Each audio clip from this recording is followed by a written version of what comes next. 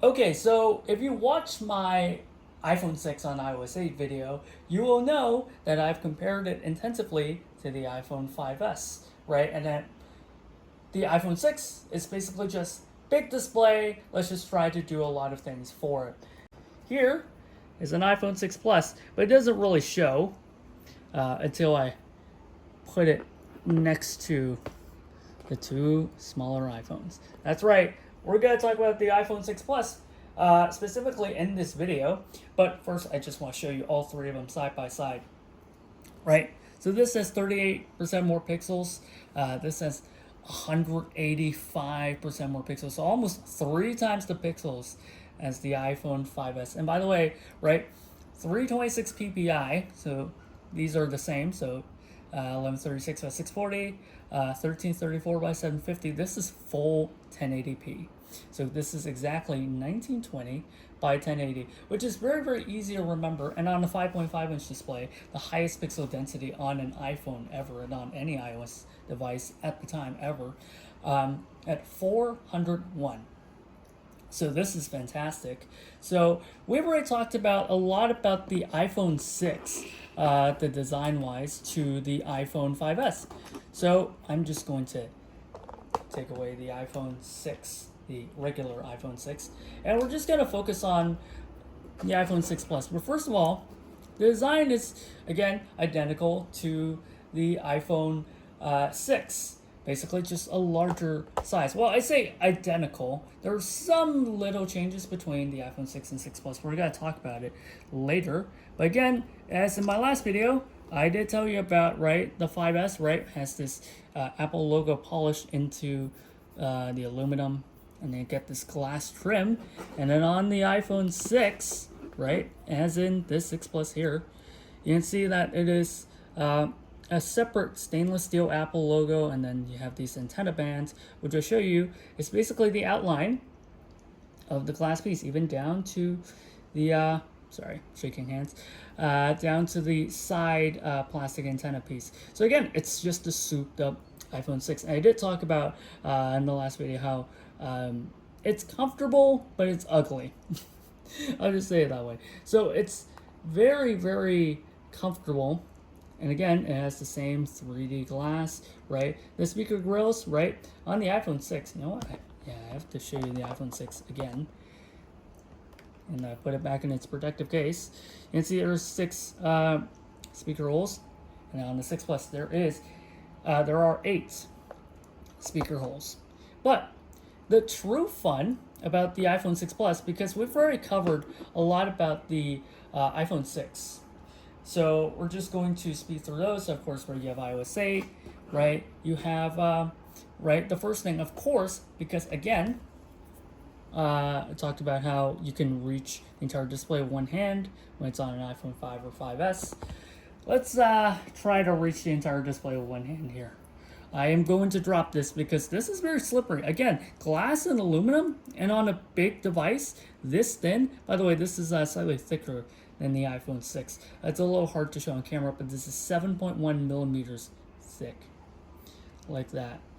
Ooh, I just accidentally showed you a feature that I'm going to show you in a few seconds, but you already know.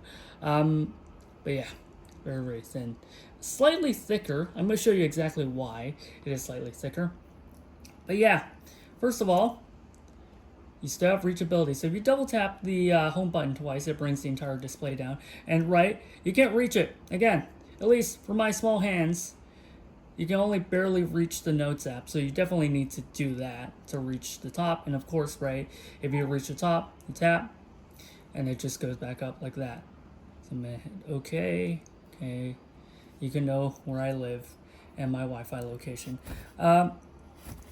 But on the iPhone 6 Plus, now this is not on the regular iPhone 6. So let me bring back the regular iPhone 6, right? And the 6 Plus has a bunch of extra new features. So if I try to tilt it in the landscape, it doesn't do anything. If I show you the control center, right? The rotation is not locked, right? So on the iPhone 6 Plus, let me just move it around here, and I try to tilt it. There you go. There is a landscape home screen. So this is exclusive to the iPhone 6 Plus. So you can see a landscape home screen. In fact, basically all of the apps are landscape, which is not a thing you can do on the iPhone. So most of the apps already know what landscape looks like. Even the App Store opens in landscape. Yeah, that's right. The App Store is in landscape. Oh my goodness, have you ever seen this on an iPhone? And you said, yes, you're lying because it never happened. Let's see if Newsstand is in landscape. Yes, it is.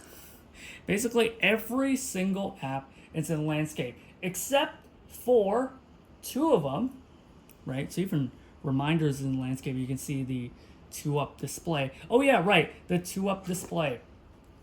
So if you go to the phone, right, not only you don't get the landscape view, but you also get like a 2-up iPad-like display. Let me open up messages. There you go. So messages, you get like this 2-up display, kind of like the iPad here. Let me just show you on the regular iPhone. Yeah, no 2-up display. You just get the message that fills the screen. So again, the iPhone 6 Plus, it's just baller when it comes to like this scaling that shows you just more of the UI, right? It feels a lot more like the iPad. And, right, I forgot to mention the keys because on the iPhone 6 they are just not really that significant. So you can see like the keys here, right? So you get dictation, undo, comma, right? You get left and right. On the iPhone 6 Plus, look at these. Look at these. So you get all of these buttons here, and they've ditched it since iOS 11, including for the Plus models, because the iPhone 10 literally cannot fit them with the notch in the way. So you have cut, you have copy, highlight, bold, undo, dictation, and then on the right, you can go left to right. So if I type something, right, I can use this to move the cursor, and now I can tap to the right as well. You have some punctuation marks, so exclamation mark, question mark, period, and comma. So you get all of these buttons, which is insane compared to the regular iPhone 6. Yeah. So you have like not only landscape, but such a better experience as well. If I go to Safari, I go to landscape, I can turn that off, right? If I hit more tabs, right, it will just show you a brand new window. On the iPhone 6 Plus, look at this. When I go into Safari, right, so I get basically the same UI. I can, of course, retract it. But watch what happens when I add a new tab. Yeah, a full tab bar. A tab bar in mobile iPhone Safari, only possible on an iPhone 6 Plus. It is just insane. The landscape support, it is just absolutely insane. Now, of course, a lot of them, they're much like the iPad, counterpart. So you have like calendar, basically the iPad user interface, but scaled to fit the iPhone, right? And then you saw like, reminders, right, with the 2-up. You have notes with the 2-up, right? Basically everything you can think of, right? iBooks is landscape. Of course, I didn't sign in, and honestly, in 2025. I would say would have broken by then because they phased out any, and especially on iOS 8. Signing in is broken because they're not supporting, they didn't bother fixing a 10-year-old thing. They didn't say they were going to shut down, but no one's actually signing into these things. But iCloud did shut down. And even settings is in landscape. And 2-up as well. So everything looks like the iPad. Now, every single app works in landscape, even stocks, right? So stocks is easy to visualize in landscape, right? With 2 glaring omissions. So there are 2 apps that do not work with landscape. We have music. As you can see that it is launching in portrait. And phone. So you can see the phone dialer refuses to go to portrait. And just to show you, right, there's no lock. And also too, I have to rotate the portrait for this one. If I tap the rotation lock, there's no landscape lock. There's only portrait orientation locks. It's still the iPhone, right? But you can accept the phone and the music app. You can use basically every single app in landscape, even the App Store. So it's just an insane productivity booster. Again, the 2-up display is just so wonderfully useful for everything. And it even has its own little unlock animation, right? So the unlock animation, right, pretty typical on the iPhone 6, right? Just unlocks like that. It also has its own unlock animation when it's in landscape. So if I click the home button to wake it up, you can see that it's stuck in portrait. So there's no landscape lock screen. When I swipe to unlock, watch. Yep, that's right. If you tilt the display down, you get a custom, unique, rare, shiny landscape unlock animation. Isn't this wonderful? This is wonderful. This is really the mini iPad that everyone has been looking for, and it's only available on the Plus model. Yeah, that's right. All the features of iOS 8 is fantastic, of course, right? Even, right, you also get, right, the customary landscape app switcher, which is also a thing, you know, in the world of the iPhone 6, right? So if I put in the landscape, right, again, you also get a landscape app switcher. You also get a landscape app switcher here. Fantastic, isn't it? Right? So nothing special on the app switcher front. Yeah. So yeah, the same amenities as the iPhone 6. So you also get an A8 chip. You also get photo alignment with better pixels.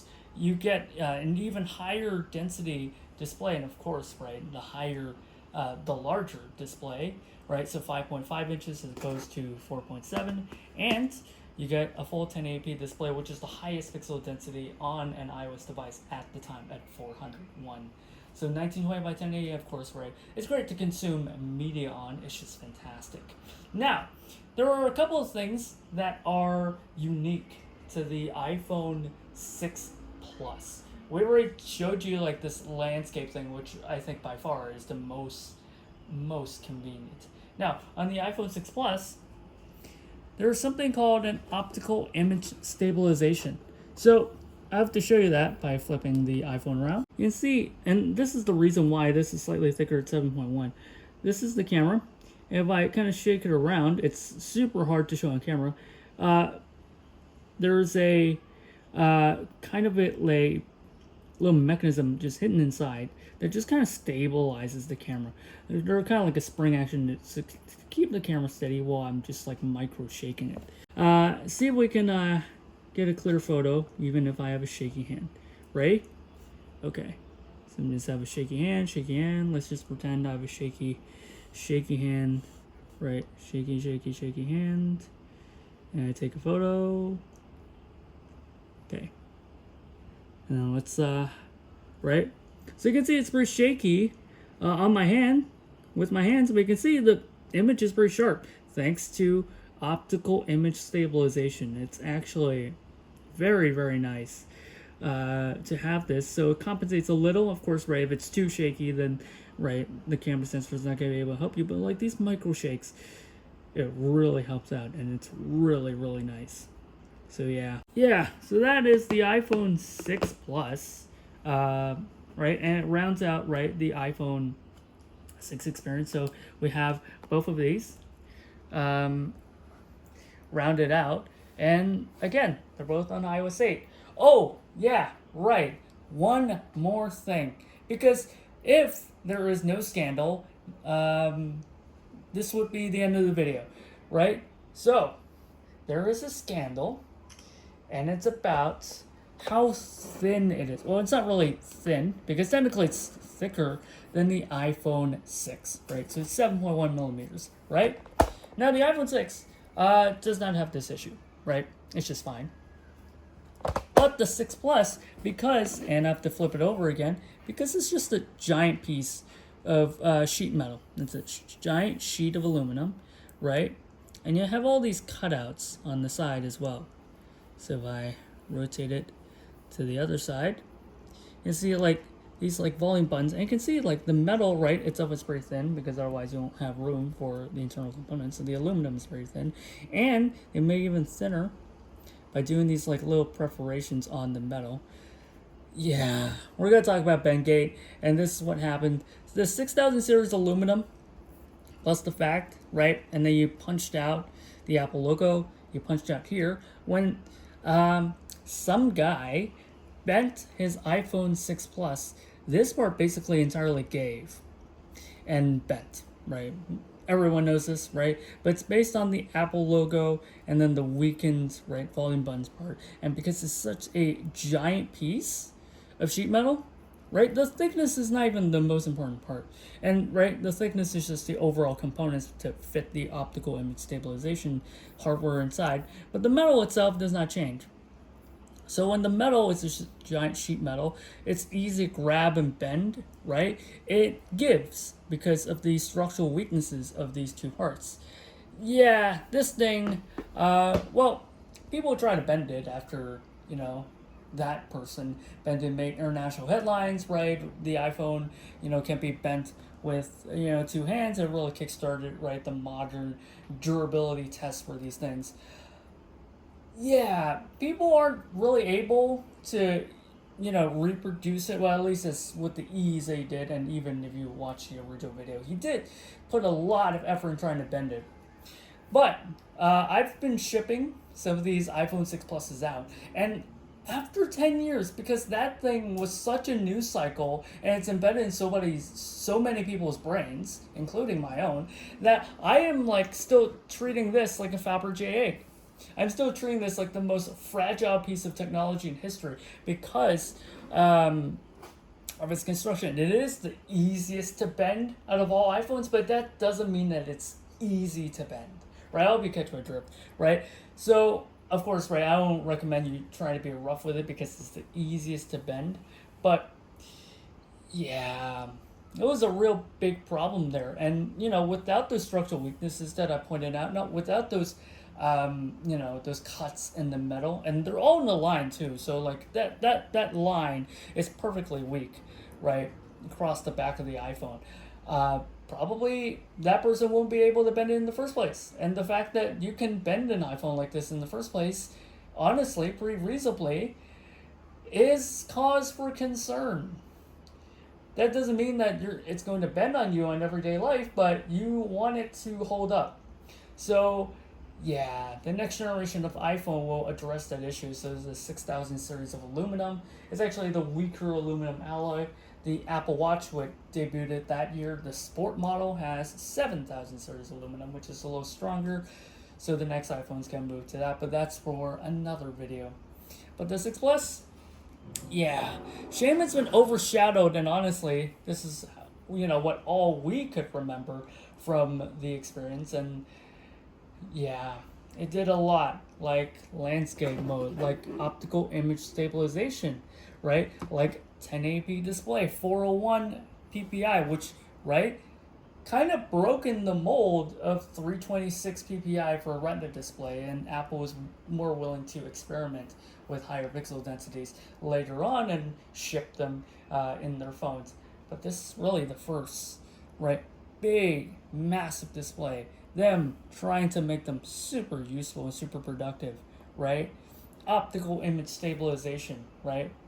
And just all of the works, right? The AA chip is kind of like, it's strange, especially in the last few years of its life, because it has to push 1920 by 1080 in like 30, 40 frames per second. It's really starting to chug as well. So this thing did not last long in the life cycle support because the A8 chip was kind of underpowered. They'll fix that the following year, but the A8 is just, it kind of negates all of the performance improvements from the A7 because it has to power so many more displays. This used to be, back in 2014, this used to be a giant concern, but now it's, all the chips are so good that it doesn't really matter anymore. But in 2014, even the pixels you're running on the phone, how many pixels the chip has to push really affected, and especially with this iPhone as well. But yeah, it's a shame that Bendgate is all people can remember about this thing. It's all I can remember about this thing. I'm not clean about this. I am just as guilty of this. But let's use this opportunity to remember how innovative the iPhone 6 Plus really was. Not just the iPhone 6, the iPhone 6 Plus especially. Yeah, I hope you had fun watching this. Uh, Honestly, I wanted to shoot these videos a little earlier, but frankly, I have a lot of things going on in my life, and the video editor I use keeps crashing after I export it, so I would lose the video file and it just crashed itself after it finishes exporting. So it takes me like an additional like a day to export each one of these videos. So it made it really, really annoying. I found a fix, and so hopefully videos will come regularly. Of course, we gotta cover the rest of iOS 8 as well, right? So we have the iPad Air 2 waiting in the wings. We have the iPad Mini 3, of course, and of course, the iPod Touch. That is its own story. But yeah, hope you enjoyed this video. I am going to go edit these videos now. Thanks for watching. Goodbye.